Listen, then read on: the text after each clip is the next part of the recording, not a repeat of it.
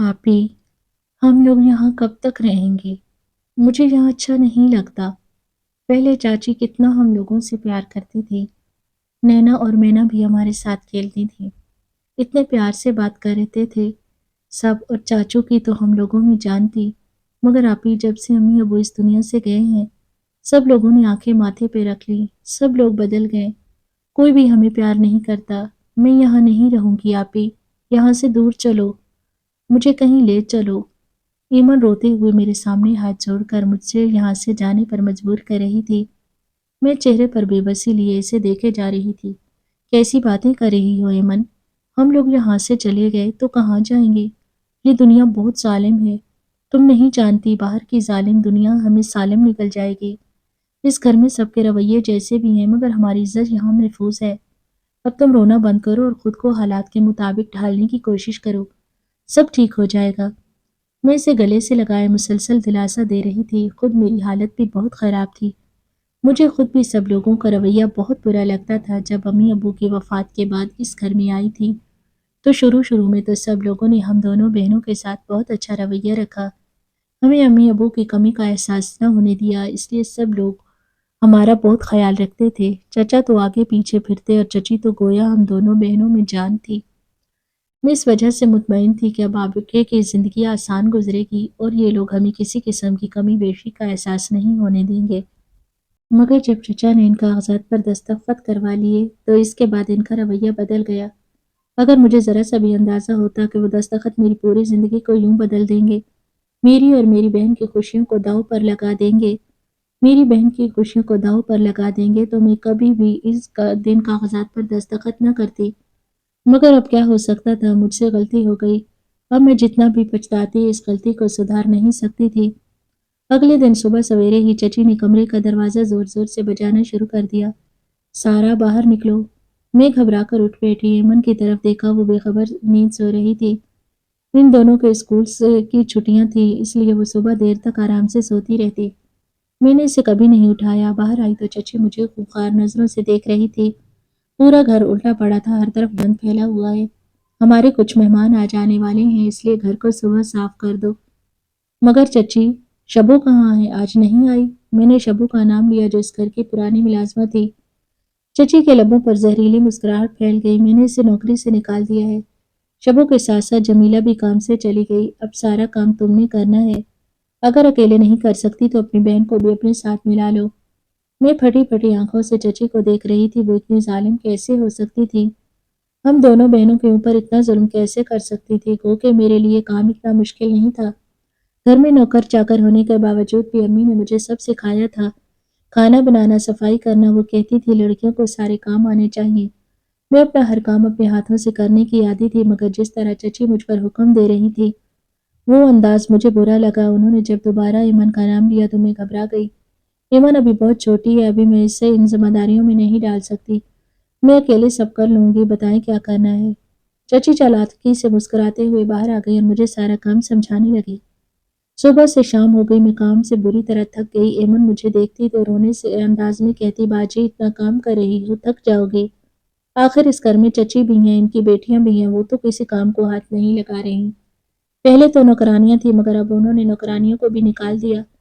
बाजी हम इनके नौकर तो नहीं हैं, और मैंने इसे डांट कर खामोश करवा दिया। ये हमारा अपना घर है, अब हम इस घर में रह रहे हैं तो इस घर के काम भी तो करने पड़ेंगे ना। तुम इन सब बातों को मत सोचो, कमरे में जाओ, पढ़ाई करो। मैं थोड़ी देर में कमरे में आ जाती हूँ। मैंने इसे बहला फुसला कर कमरे में भेजा था।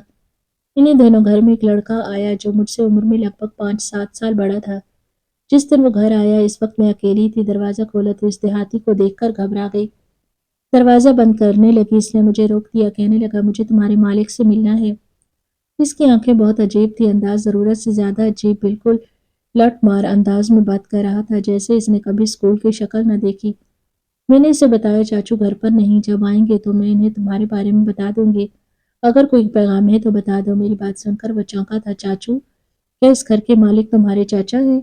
इसने मेरे हुलिये पर तनकीदी नजर डाली। इस वक्त मैं पुराने कपड़ों में मलबूस थी।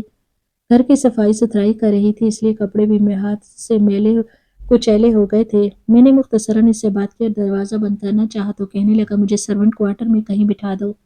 मैं तुम्हारे लिए कोई मसला खड़ा नहीं करूंगा, मगर मैंने دروازہ بند کر دیا۔ میں ایسے کسی اجنبی کو گھر میں کیسے گھسا سکتی تھی جبکہ میں گھر میں اکیلی تھی؟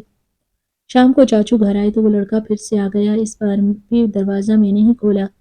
کہنے لگا اپنے چاچو کو بلاؤ، مجھے ان سے بات کرنی ہے۔ چاچو وہاں پر آئے تو ان کے چہرے کے تاثرات ناگوار سے تھے۔ وہ کہنے لگا مجھے امید ہے کہ آپ یہاں تماشا نہیں لگانا چاہیں گے۔ چاچو کے چہرے پر واضح گھبراہٹ تھی۔ ان کی آنکھوں میں زندگی میں پہلی بار میں نے یوں پریشانی دیکھی تو میں بھی چونک گئی۔ نہ جانے وہ لڑکا کون تھا، اس نے ایسا کیا کہا کہ چاچو اتنے پریشان ہو گئے۔ وہ اسے لے کر ایک کمرے میں چلے گئے اور پھر رات کو جب میں کھانا لگا رہی تھی تو تب میں نے دیکھا وہ لڑکا بھی چاچو کے ساتھ دسترخوان پر بیٹھا کھانا کھا رہا تھا، مگر اب کی بار اس کا حلیہ بالکل تبدیل ہو چکا تھا۔ چاچو کی طرح نفیس کپڑے پہنے ہوئے، بالوں کو اچھا سا سٹائل اور شیو بنائے، وہ دیکھنے میں بہت نکھرا نکھرا اور صبح کے حلیے سے کافی مختلف لگ رہا تھا۔ میں حیران تھی چاچو نے اس اجنبی کو اس طرح گھر میں کیوں گھسا لیا جبکہ اس گھر میں غیر لوگوں کو داخل کرنے کا رواج نہیں تھا۔ میں نے اس بارے میں زیادہ نہیں سوچا، ویسے بھی یہ میرا سردرد نہیں تھا۔ میں تو اسی پریشانی میں تھی کہ کسی طرح جائیداد واپس لوں۔ میں اپنے وکیل انکل سے بات کرنا چاہتی تھی، مگر مسئلہ یہ تھا کہ چاچو نے میرا موبائل لے لیا۔ میرے پاس ڈائری میں نمبر درج تھے، وہ ڈائری میں نے چاچو سے چھپا کر رکھی تھی۔ اس ڈائری میں وکیل انکل کا نمبر تھا۔ مجھے موقع کی تلاش تھی کہ کسی دن میں ان سے بات کر سکوں، کیونکہ لینڈ لائن فون پر بھی چچی ہر وقت کڑی نظر رکھتی تھی۔ اور پھر ایک دن مجھے موقع مل گیا۔ اس دن چچی فون پر لاک لگانا بھول گئی تھی اور وہ اس وقت اپنے کمرے میں نہا رہی تھی۔ جب میں نے فون دیکھا تو میں نے جلدی سے وکیل انکل کا نمبر ملا دیا۔ دوسری بیل پر انہوں نے کال اٹھا لی تھی۔ انکل میں ہوں سارا، مجھے آپ سے بات کرنی ہے۔ وہ میری آواز پہچان گئے تھے۔ ارے بیٹا تم کہاں چلی گئی تھی؟ میں نے تمہیں کتنا تلاش کیا، تم سے اور تمہاری بہن سے کوئی بات نہیں ہو سکی تو تمہارے چاچو نے کہا کہ تم دونوں کو انہوں نے باہر بھجوا دیا ہے۔ میں جو کہ اس جھوٹ پر ہکا بکا رہ گئی۔ اب ان سے اپنا مسئلہ بیان کرنے ہی لگی تھی کہ چچی وہاں پر آ گئی۔ انہوں نے فون میرے ہاتھ سے چھین لیا اور ان کے چہرے کا رنگ بدل گیا تھا۔ پھر انہوں نے مجھے کمرے میں بند کر دیا۔ اسی وقت چاچو بھی گھر آ گئے۔ میں نہیں جانتی تھی کہ ان دونوں کے درمیان کیا کھچڑی پکی تھی۔ چاچو مجھے کہنے لگے کہ اگر تم نے وکیل سے کوئی بات کی تو میں تمہیں اور تمہاری بہن کو جان سے مار دوں گا۔ یہ جائیداد تو میں کسی بھی قیمت پر تمہیں واپس نہیں کروں گا۔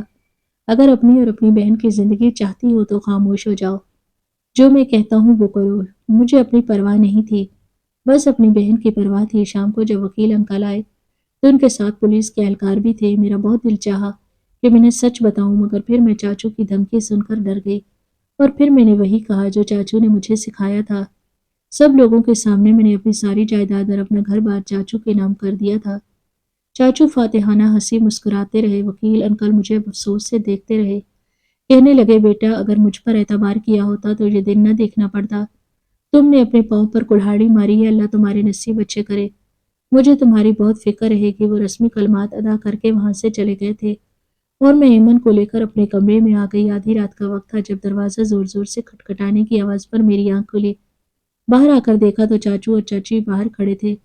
کہنے لگے اپنا ضروری سامان سمیٹو اور یہاں سے نکلنے کی کرو، آج کے بعد تم لوگوں کو اس گھر میں نہیں رکھ سکتا۔ میں بری طرح پریشان تھی کہ کیا کروں، کہاں جاؤں۔ آدھی رات کو اگر بہن کو لے کر باہر گئی تو باہر بہت سارے انسانی شکل میں بھیڑیے ہوں گے جو ہم لوگوں کو نوچ کر کھا جائیں گے۔ چاچو ہم پر رحم کریں، ہم کہاں جائیں گے؟ ہم آپ کا خون ہیں، آپ کی بھتیجیاں ہیں۔ مگر ان کا تو جیسے خون سفید ہو چکا تھا۔ چاچو کے لہجے میں موجود سختی کسی چٹان کی طرح میرے حوصلوں سے ٹکرا رہی تھی۔ ان کی آنکھیں جن میں کبھی شفقت کی ہلکی سی رمق ہوا کرتی تھی اب بالکل سپاٹ اور بے حس ہو چکی تھی۔ چچی نے غصے سے میرا بازو پکڑا اور کمرے کی طرف دھکا دیتے ہوئے بولی، جو کہا ہے وہ سنا نہیں؟ اپنا بوریا بستر گول کرو اور دفع ہو جاؤ یہاں سے، اس سے پہلے کہ میں پولیس کو بلا کر تم لوگوں کو دھکے دے کر باہر نکلواؤں۔ میں سن کھڑی تھی، میرا دماغ مفلوج ہو چکا تھا۔ آدھی رات کا وقت، سنسان سڑکیں اور میرے ساتھ میری معصوم بہن ایمن جو بھی ٹھیک سے جاگی بھی نہیں تھی۔ میں نے لرزتے ہاتھوں سے الماری کھولی، صرف چند جوڑے کپڑے، امی کی دی ہوئی ایک پرانی چادر اور ابو کی گھڑی، یہی کل کائنات تھی جو میں سمیٹ چکی تھی۔ ایمن کی آنکھوں میں خوف تھا، وہ بار بار میرا پلو پکڑ کر پوچھ رہی تھی، آپی ہم کہاں جا رہے ہیں؟ چاچو ہمیں کیوں نکال رہے ہیں؟ میرے پاس اس کے کسی سوال کا جواب نہیں تھا۔ جب ہم ہال میں پہنچے تو چاچا نے بڑے ہی ظالمانہ طریقے سے ہمارا چھوٹا سا بیگ اٹھا کر صحن میں پھینک دیا اور پھر ہمارا ہاتھ پکڑ کر ہمیں بیرونی گیٹ کی طرف گھسیٹا۔ آج کے بعد اس گھر کی طرف مڑ کر بھی مت دیکھنا، جو جائیداد تمہاری تھی وہ اب میری ہے۔ تم لوگوں نے یہاں رہ کر بہت عیش کر لیا، اب جاؤ اور باہر کی دنیا کا مزہ چکھو۔ بھاری گیٹ کے بند ہونے کی آواز کسی دھماکے کی طرح میرے کانوں میں گونجی۔ ہم دونوں بہنیں سڑک کے ایک کنارے کی کھڑی تھی، جہاں دور دور تک اسٹریٹ لائٹ کی مدھم روشنی کے سوا کچھ نہیں تھا۔ سرد ہوا کے جھونکے جسم میں ترازو ہو رہے تھے۔ ایمن سسکیاں بھرنے لگی، آپی مجھے ڈر لگ رہا ہے، یہاں تو بہت اندھیرا ہے۔ میں نے اسے اپنے ساتھ کھینچ لیا، حالانکہ میرا اپنا وجود اندر سے ٹوٹ کر بکھر رہا تھا۔ ابھی کچھ ہی دور چلے تھے کہ پیچھے سے کسی کے قدموں کی آواز سنائی دی۔ میرا دل حلق میں آ گیا، کیا چچا نے ہمیں مارنے کے لیے کسی کو بھیجا ہے، یا کوئی راہ چلتا بھیڑیا ہماری بے بسی کا فائدہ اٹھانے آ رہا ہے؟ میں نے مڑ کر دیکھا تو وہی لڑکا تھا جو کچھ دن پہلے دیہاتی حلیے میں آیا تھا، جسے بعد میں چچا نے گھر میں رکھ لیا۔ اس کے قدموں میں ایک عجیب سی تیزی تھی اور چہرے پر وہی پراسرار تاثرات۔ وہ ہمارے قریب آ کر رکا۔ اس کی آنکھیں اب بھی ویسے ہی گہری اور ناقابل فہم تھی۔ آدھی رات کو دو لڑکیاں اس طرح سڑک پر کھڑی ہوں تو کوئی بھی انہیں کچا چبا جائے گا۔ اس نے اپنے کھردرے لہجے میں کہا۔ میں خوف سے ایک قدم پیچھے ہٹی۔ تم یہاں کیوں آئے ہو؟ کیا چچا نے تمہیں بھیجا ہے؟ اس نے گہری سانس لی اور گردن جھٹک کر بولا، چچا نے نہیں بھیجا، میں خود اپنی مرضی سے آیا ہوں۔ مجھے پتا تھا کہ وہ بوڑھا تمہیں نکال دے گا، اور آج رات تم لوگ کہاں جاؤ گی؟ اس شہر میں تمہارا کوئی نہیں، میرے ساتھ آؤ، میں تمہیں ایک محفوظ جگہ لے چلتا ہوں۔ مجھے اس پر بالکل اعتبار نہیں تھا، وہ چچا کا آدمی تھا اور اس کا انداز بھی مشکوک تھا۔ نہیں، ہم خود چلے جائیں گے، تم واپس جاؤ، میں نے ہمت جمع کر کے کہا، لیکن وہ وہیں کھڑا رہا۔ دیکھو لڑکے، ضد کرنے کا یہ وقت نہیں ہے۔ اس علاقے میں آوارہ گردوں اور جرائم پیشہ لوگوں کی کمی نہیں۔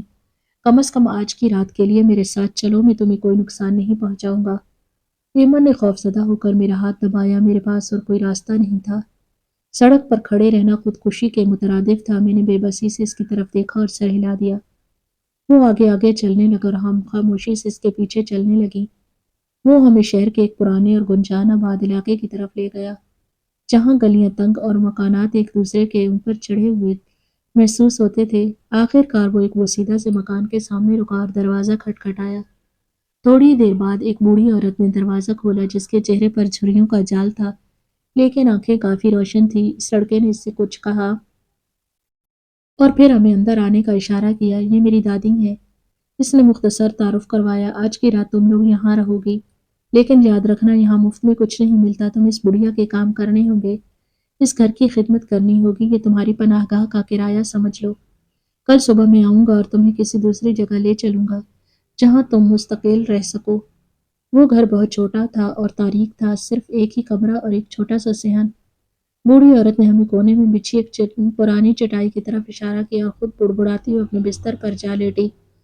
ہم دونوں بہنیں ایک دوسرے سے چمٹ کر اس چٹائی پر بیٹھ گئیں۔ بھوک اور تھکن سے برا حال تھا، لیکن خوف نے نیند اڑا دی تھی۔ وہ لڑکا باہر صحن میں کرسی ڈال کر بیٹھ گیا۔ شاید وہ ہماری پہرہ داری کر رہا تھا، پھر کچھ اور سوچ رہا تھا۔ پوری رات میں نے جاگ کر گزاری۔ صبح کی پہلی کرن کے ساتھ ہی وہ لڑکا دوبارہ نمودار ہوا۔ اس کا حلیہ اب پھر سے کچھ بدلا ہوا تھا، جیسے وہ رات بھر سویا نہ ہو۔ چلو تیار ہو جاؤ، اس نے اسپاٹ لہجے میں کہا۔ میں نے ایمن کو اٹھایا، ہم نے اپنا مختصر سامان اٹھایا اور اس کے پیچھے چل پڑے۔ اس بار وہ ہمیں ایک کچی بستی کی طرف لے گیا، جہاں چھوٹے چھوٹے گھر بنے ہوئے تھے۔ ایک تنگ گلی کے آخر میں ایک بہت ہی چھوٹا سا گھر تھا، جس کی دیواریں کچی تھیں اور چھت پر ٹین کی چادریں پڑی تھیں۔ اس نے جیب سے ایک زنگ آلود چابی نکالی اور تالا کھولا۔ آج سے تم یہاں رہو گی، اس نے اندر داخل ہوتے ہوئے کہا۔ گھر کیا تھا، بس ایک چھوٹا سا کمرہ، ایک کونے میں بنی چھوٹی سی کچن کی جگہ فرش کچا تھا اور دیواروں سے سیمنٹ جھڑ رہا تھا، لیکن میرے لیے یہ کسی قلعے سے کم نہیں تھا، کیونکہ یہاں کم از کم چچا کی گالیاں اور چچی کی نفرت انگیز نظریں نہیں تھیں۔ یہاں تمہیں کوئی تنگ نہیں کرے گا، اس نے دروازے کی چوکھٹ پر کھڑے ہو کر کہا، لیکن یاد رکھنا باہر کی دنیا بہت ظالم ہے، یہاں سے اکیلے باہر نکلنے کی کوشش مت کرنا جب تک میں نہ کہوں۔ میں نے اسے دیکھا، اس کی آنکھوں میں اب بھی وہی لٹھمار انداز تھا، لیکن اس کی باتوں میں ایک عجیب سی فکری جھلک رہی تھی۔ تم یہ سب ہمارے لیے کیوں کر رہے ہو؟ تم تو چاچو کے آدمی ہو نا؟ میں نے آخر کار پوچھ ہی لیا۔ وہ تلخی سے مسکرایا۔ میں کس کا آدمی ہوں اور کیوں کر رہا ہوں، یہ جاننا تمہارے لیے ضروری نہیں، بس اتنا سمجھ لو کہ فی الحال تمہارے پاس میرے سوا کوئی چارہ نہیں۔ یہ کہہ کر وہ مڑا اور تیزی سے گلی میں غائب ہو گیا، ہمیں ایک بالکل نئی اور انجان زندگی کے رحم و کرم پر چھوڑ کر۔ میں نے کمرے کا جائزہ لیا، دھول مٹی ہر جگہ جمی تھی۔ ایمن ایک کونے میں بیٹھ کر خاموشی سے دیوار کو تک رہی تھی، اس کی آنکھوں کے گرد سیاہ حلقے پڑ گئے تھے۔ میں نے اسے اپنے قریب بلایا، اس کے سر پر ہاتھ رکھا۔ ایمن، اب ہمیں خود سنبھالنا ہوگا، یہاں کوئی ہماری مدد کرنے نہیں آئے گا۔ میں نے پاس پڑے ایک پرانے کپڑے سے صفائی شروع کر دی۔ ذہن میں ہمارے ہزاروں سوالات گردش کر رہے تھے۔ وہ لڑکا کون تھا؟ اس کا چچا سے کیا تعلق تھا؟ کیا وہ واقعی ہماری مدد کر رہا تھا یا کسی بڑی سازش کا حصہ تھا؟ سب سے بڑھ کر یہ کہ ہماری زندگی کیسے گزرے گی؟ کیا میں کبھی اپنا حق واپس لے سکوں گی؟ کچی دیواروں کی بو اور مٹی کی خوشبو کے درمیان میں نے اپنی زندگی کا نیا باب شروع کرنے کا عزم کیا۔ مجھے نہیں معلوم تھا کہ آگے کیا ہونے والا ہے، لیکن ایک بات طے تھی کہ اب میں کمزور نہیں پڑوں گی۔ اس چھوٹے سے گھر میں جہاں روشنی کی صرف ایک پتلی سی لکیر روشن دان سے اندر آ رہی تھی، میں نے اپنی بہن کی حفاظت کا عہد کیا، چاہے اس کی قیمت کچھ بھی ہو۔ رات کا اندھیرا چھانے لگا تھا اور بستی میں رہنے والے لوگوں کی آوازیں مدھم ہو رہی تھیں۔ میں نے دروازہ اندر سے بند کیا اور ایمن کو بازوؤں میں لے کر لیٹ گئی۔ اپنی گزری ہوئی زندگی کے بارے میں سوچنے لگی۔ وقت کسی بہتے دریا کی طرح گزر رہا تھا۔ اس چھوٹے سے کچے مکان میں رہتے ہوئے مجھے کئی ماہ بیت گئے تھے۔ اب میں نے اپنی اور ایمن کی بقا کے لیے ایک قریبی گارمنٹس فیکٹری میں کام کرنا شروع کر دیا تھا۔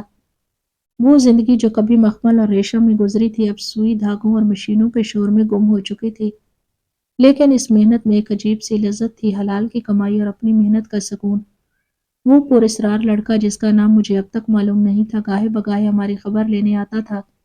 اس کی خاموشی اور اس کی گہری نظریں ہمیشہ میرے لیے ایک معمہ رہیں۔ وہ مجھے ڈراتا بھی تھا اور نہ جانے کیوں اس کی موجودگی میں مجھے ایک تحفظ کا احساس بھی ہوتا تھا۔ ایک شام جب میں فیکٹری سے نکلی تو میرا دل قابو میں نہیں تھا۔ آج پورے مہینے کی کڑی محنت کے بعد مجھے پہلی بڑی تنخواہ ملی تھی۔ نوٹوں کی وہ گڈی میرے پرس میں ایک بوجھ نہیں بلکہ میری امیدوں کا مرکز تھی۔ میں نے سوچا تھا کہ آج میں ایمن کے لیے اس کی پسند کی نیلی فراک لوں گی، اس کے لیے ڈھیر سارے کھلونے اور مٹھائی خریدوں گی۔ میں چاہتی تھی کہ آج کی رات اس چھوٹے سے اندھیرے گھر میں خوشیوں کا دیا جلے۔ میں تیز قدموں سے بازار کی طرف بڑھ رہی تھی، ذہن میں خریداری کی فہرست تیار تھی اور چہرے پر ایک طویل عرصے بعد مسکراہٹ آئی تھی۔ ابھی میں شہر کے ایک پرانے چوک سے گزر رہی تھی کہ اچانک میری نظر ایک طرف بیٹھی ایک عورت پر پڑی۔ وہ پھٹے پرانے لباس میں ملبوس تھی اور اس کی گود میں ایک چھوٹا سا بچہ تھا جس کا پیر خون سے لت پت تھا۔ بچہ درد کی شدت سے بے حال تھا اور اس کی سسکیاں سیدھی میرے دل میں نوت اتر رہی تھی۔ وہ عورت ہاتھ پھیلا کر وہاں سے گزرنے والے ہر شخص سے بھیک مانگ رہی تھی، لیکن لوگ اسے نظر انداز کر کے آگے بڑھ رہے تھے۔ خدا کے لیے میری مدد کرو، میرے بچے کا ایکسیڈنٹ ہو گیا ہے، اسے ہسپتال لے جانے کے لیے میرے پاس ایک روپیہ نہیں، کوئی تو رحم کھاؤ۔ اس کی آواز میں ایسی بے بسی تھی کہ میرے قدم وہیں جم گئے۔ میں نے اپنے پرس کو مضبوطی سے تھاما۔ یہ وہ پیسے تھے جو میں نے دن رات ایک کر کے کمائے تھے۔ ان پیسوں سے ایمن کی خوشیاں جڑی تھی، لیکن پھر میری نظر اس زخمی بچے پر پڑی۔ اس کی تکلیف دیکھ کر مجھے اپنا وہ وقت یاد آ گیا جب امی ابو کے انتقال کے بعد میں اور ایمن سڑک پر بے یار و مددگار کھڑے تھے۔ اگر اس وقت کوئی ہماری مدد کر دیتا تو شاید حالات اتنے برے نہ ہوتے۔ میں نے ایک لمحے کے لیے بھی نہیں سوچا، اپنا پرس کھولا اور وہ تمام پیسے جو میں نے ایمن کے لیے جمع کیے تھے اس عورت کے سامنے رکھ دیے۔ وہ عورت ہکا بکا رہ گئی، اس نے آنسو بھری نظروں سے میری طرف دیکھا۔ بیٹی، تم نے میری دنیا ہی بدل دی، اللہ تمہیں اس کا اجر دے گا۔ میں وہاں سے خالی ہاتھ لیکن ہلکے دل کے ساتھ واپس مڑی۔ ایمن کے لیے کچھ نہ لے پانے کا دکھ تو تھا، لیکن ایک ماں کی ممتا اور ایک بچے کی زندگی بچانے کا جو سکون تھا وہ کسی بھی فراق یا مٹھائی سے بڑھ کر تھا۔ میں نے سوچا خیر ہے، اگلے مہینے لے لوں گی، اللہ مالک ہے۔ جب میں اپنی بستی کی تنگ گلی میں داخل ہوئی تو دور سے ہی مجھے اپنے گھر کے باہر کچھ غیر معمولی ہلچل محسوس ہوئی۔ میرے دل کی دھڑکن تیز ہو گئی۔ کیا چچا نے ہمیں ڈھونڈ لیا ہے؟ کیا وہ ہمیں یہاں سے نکالنا چاہتے ہیں؟ جب میں گھر کے قریب پہنچی تو میری آنکھیں کھلی کی کھلی رہ گئی۔ گھر کے سامنے پولیس کی 2 گاڑیاں کھڑی تھی، محلے کے لوگ جمع تھے اور میرا دل ڈوبنے لگا۔ میں بھاگتی ہوئی اندر گئی تو دیکھا کہ صحن میں چچا سر جھکائے بیٹھے تھے۔ ان کے ساتھ وہی پراسرار لڑکا تھا۔ چند پولیس افسران کچھ کاغذات دیکھ رہے تھے۔ ایمن ایک کونے میں کھڑی سہم رہی تھی۔ جیسے ہی چچا نے مجھے دیکھا وہ اپنی جگہ سے اٹھے اور لڑکھڑاتے قدموں سے میری طرف آئے۔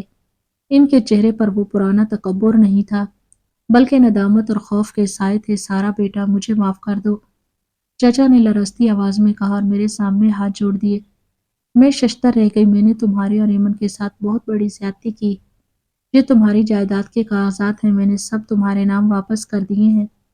میں بہت بڑا گناہگار ہوں۔ میں نے حیرت سے کبھی چچا کو دیکھا اور کبھی اس لڑکے کو جو ایک پراسرار مسکراہٹ کے ساتھ مجھے دیکھ رہا تھا۔ اس کی آنکھوں میں آج کوئی ڈر نہیں تھا بلکہ ایک فاتحانہ چمک تھی۔